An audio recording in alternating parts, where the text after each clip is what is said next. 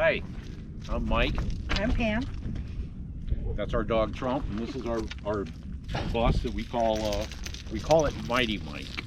He has a DT 466 engine, which I appreciate. I'm familiar with those engines, so I like that. And it runs good. Want to see inside? Sure. When Mike decided to build the bus, we at that time had a travel trailer and it wasn't doing everything that we needed. So what we did was we kind of cannibalized it for parts. So a lot of the stuff that's in here are from that, and we don't live in it full time. We're just, kind of winter people. So it might not have all of the amenities that the people who, have full-time homes have, but so. She might narrate better. Oh, Trumpy.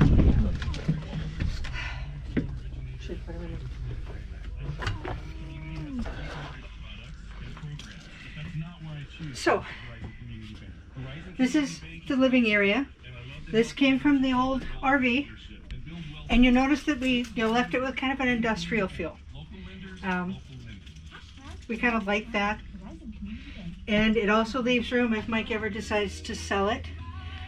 Someone who might purchase it will have the hard things out of the way, and then they can personalize it to their own taste. Yep. So, we had a lot of things that we were thinking about during the build. Did you do the roof raise, or? Mike did the roof raise. He did it all by himself, one-man job. I helped buck a few rivets, but I'm not much of a tool girl. There you go.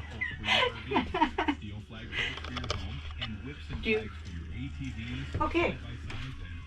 Then we have the kitchen. Mike built the cabinetry himself. We chose to go with drawers rather than like cabinets. We find those to be more functional, useful.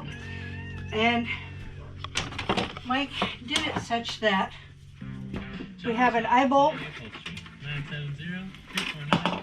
and a hole drilled in the floor, and that's what keeps our cabinets, our drawers secure when we're on the road. We go mostly by propane. We have a generator that we use when we're parked to do coffee, and that's about that's about the extent of it. The refrigerator came from the old travel trailer. It's small, but it takes care of our needs entirely. We have an apartment-sized stove, which if we were to do again, we probably wouldn't buy something like this. In fact, Mike is doing another bus as we speak at home. This thing rattles to no end when you're on the road. Tour I did a few weeks ago. Mm-hmm. They took the super magnets and put a super magnet underneath here, and that kept it from rattling around. Mm-hmm. So that might probably, something to look into. Yeah, helps. Yep. Right. It's that video was a few weeks ago from when your video is going to be up. So okay.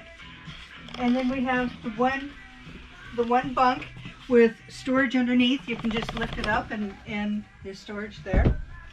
And this is kind of like where our clothes go.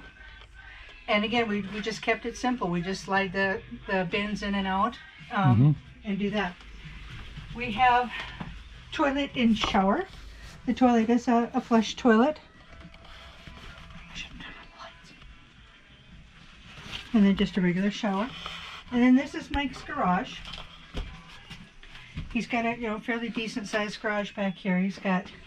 He did all of the electrical, everything himself, all the plumbing.